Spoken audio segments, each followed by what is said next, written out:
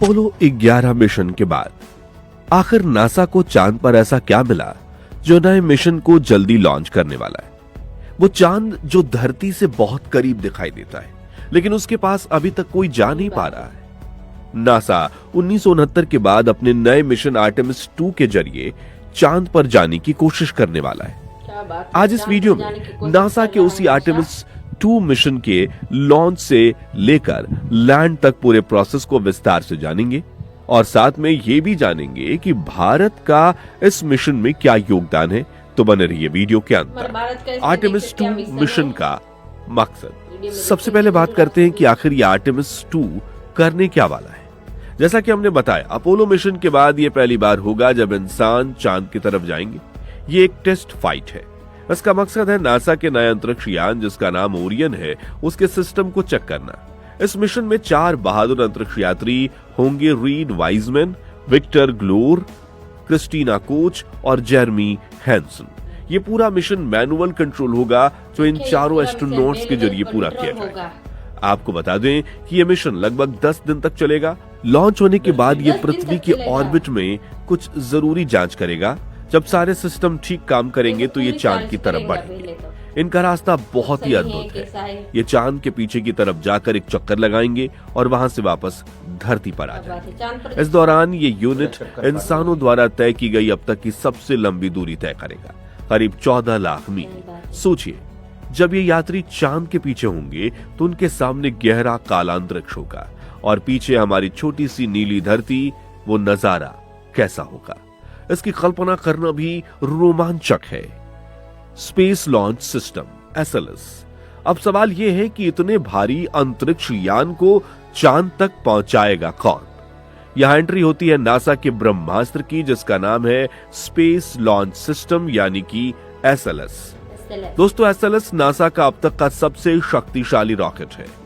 अगर आपने पुराने सैटर्न 5 रॉकेट की तस्वीर देखी तो समझ लीजिए कि यह उसका आधुनिक और ज्यादा ताकतवर रूप है।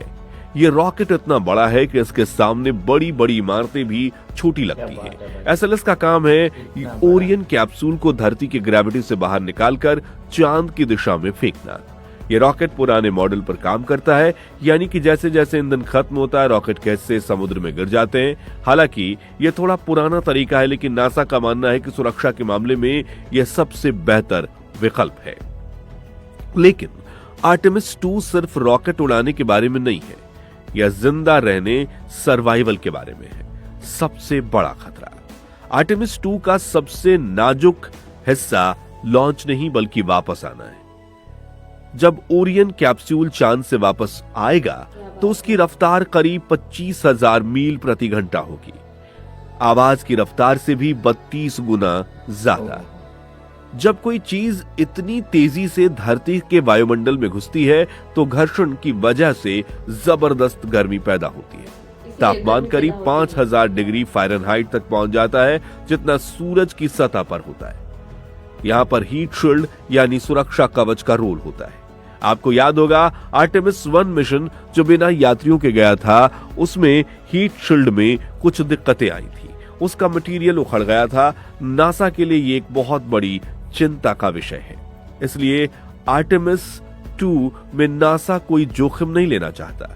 इस हीट शील्ड का सही से काम करना बेहद जरूरी है, क्योंकि अगर ये फेल हुआ यात्रियों की जान को खतरा हो सकता है। और जब तक आर्टेमिस 2 सफल नहीं होता तब तक आर्टेमिस 3 जो कि चांद पर उतरने वाला असली मिशन होगा वो लॉन्च नहीं हो सकता।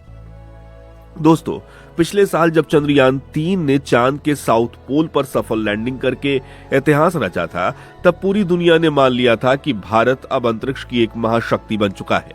हम वो देश हैं जो कम बजट में सबसे मुश्किल मिशन को अंजाम देते हैं। इसलिए सफलता को देखते हुए भारत के आर्टेमिस एक्रोड पर हस्ताक्षर किए। यह दुनिया के देश के बीच एक समझौता है कि हम चांद और मंगल पर शांति और सहयोग से काम करेंगे। इसका मतलब यह है कि आने वाले समय में नासा के आर्टेमिस मिशन में इसरो का भी बहुत बड़ा योगदान हो सकता है। खबर यह भी है कि नासा और इसरो मिलकर एक संयुक्त मिशन प्लान कर रहे हैं, जहां एक भारतीय अंतरिक्ष यात्री को इंटरनेशनल स्पेस स्टेशन भेजा जाएगा। यह भारत के अपने गगनयान मिशन के लिए बहुत बड़ी मदद होगी, जहां एक तरफ आर्टेमिस के जरिए चांद पर बस्ती बसाया जाना चाहता है, वहीं भारत की तकनीक और सस्ती इंजीनियरिंग उन्हें वहां बने रहने में मदद कर सकती है। तो वो दिन दूर नहीं जब हम किसी आर्टेमिस मिशन में एक भारतीय यात्री को भी चांद की तरफ जाते हुए देखेंगे। यह हम सब के लिए गर्व की बात है। अपोलो और आर्टेमिस में फर्क। कई जानकारों का कहना है कि आर्टेमिस का प्लान अपोलो मिशन से बहुत ज्यादा जटिल और मुश्किल है। अपोलो मिशन में क्या होता है, सब कुछ एक ही रॉकेट में जाता था, चांद की कक्षा में घुसता था, लैंडर नीचे जाता था और वापस आकर धरती पर लौट आता था। सरल और सीधा। लेकिन आर्टेमिस में प्रोसेस अलग है। नासा का नया ओरियन कैप्सूल अपोलो के मुकाबले बहुत भारी है, लेकिन उसके पास इतना ईंधन या ताकत नहीं है कि वो चांद की लो लूनर ऑर्बिट के पास जाकर वापस आ सके। इस मजबूरी की वजह से नासा को एक नई लोकेशन चुननी पड़ी, जिसे नियर रेक्टिलिनियर हेलो ऑर्बिट कहते हैं, NRHO। ये ऑर्बिट चांद से काफी दूर है। यहाँ रहने के लिए कम ईंधन लगता है, लेकिन समस्या यह है कि ओरियन खुद चांद पर नहीं उतर सकता। यात्रियों को चांद पर उतारने के लिए अगला टैक्सी की जरूरत पड़ेगी, जिसे हम लैंडर कहते हैं। और यहाँ एंट्री होती है एलन मस्क की कंपनी स्पेस एक्स की। नासा ने चांद पर उतरने के लिए स्पेस एक्स के विशाल रॉकेट स्टारशिप को ठेका दिया है। स्टारशिप अब तक का सबसे बड़ा रॉकेट सिस्टम है, जिसे दोबारा इस्तेमाल किया जा सकता है, लेकिन प्लान बहुत मुश्किल है।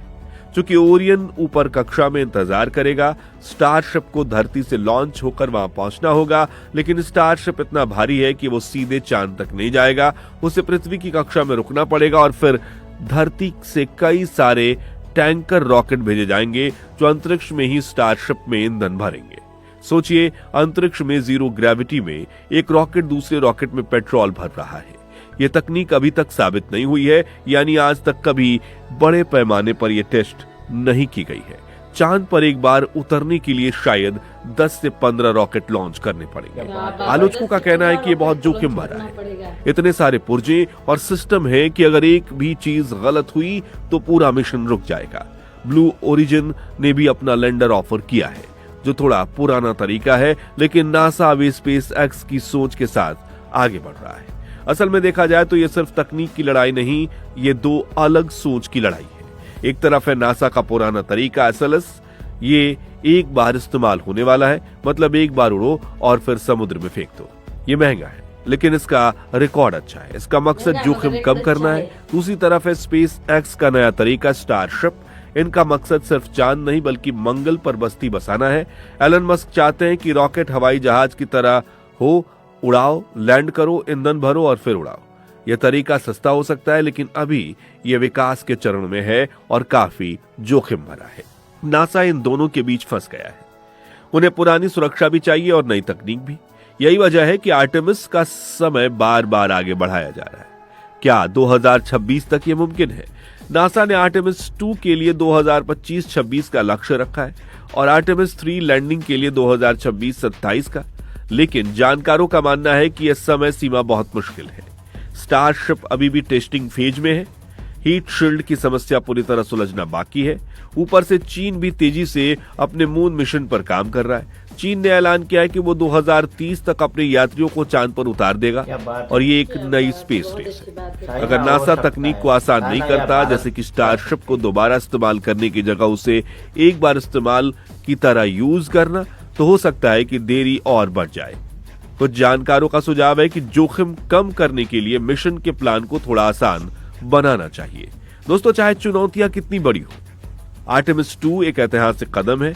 यह मिशन हमें याद दिलाता है कि इंसान की जिज्ञासा किसी भी मुश्किल से बड़ी होती है। जब रीड वाइजमैन और उनकी टीम चांद के पीछे धरती को देख रहे होंगे, तो वहां सिर्फ नासा के लिए नहीं बल्कि पूरी मानव जाति के लिए एक जीत होगी। यह मिशन फ्यूचर सिटी, मंगल मिशन और अंतरिक्ष में हमारे रहने के सपने की पहली सीढ़ी है। आपको क्या लगता है? क्या स्पेस एक्स का स्टारशिप समय पर तैयार हो पाएगा? और क्या हमारे जीवन काल में हम एक भारतीय को चांद पर चलते हुए देख पाएंगे? अपनी राय कमेंट्स में जरूर लिखें। अगर आपको ये वीडियो जानकारी भरा लगा हो तो लाइक जरूर करें और चैनल को सब्सक्राइब करें ताकि अंतरिक्ष की कोई भी अपडेट मिस ना हो। जय हिंद। हेलो दोस्तों, ये वीडियो आपको कैसा लगा है? अच्छा लगा हो तो लाइक करें और सब्सक्राइब करते रहें। आपका क्या कहना है? दोस्तों देखिए, ये वीडियो खत्म हो चुका है। आपको हमारा ये वीडियो कैसा लगा ये कमेंट सेक्शन में आप बताना। नेक्स्ट वीडियो हम अगले वीडियो में मिलेंगे, तभी के लिए जय हिंद, जय भारत।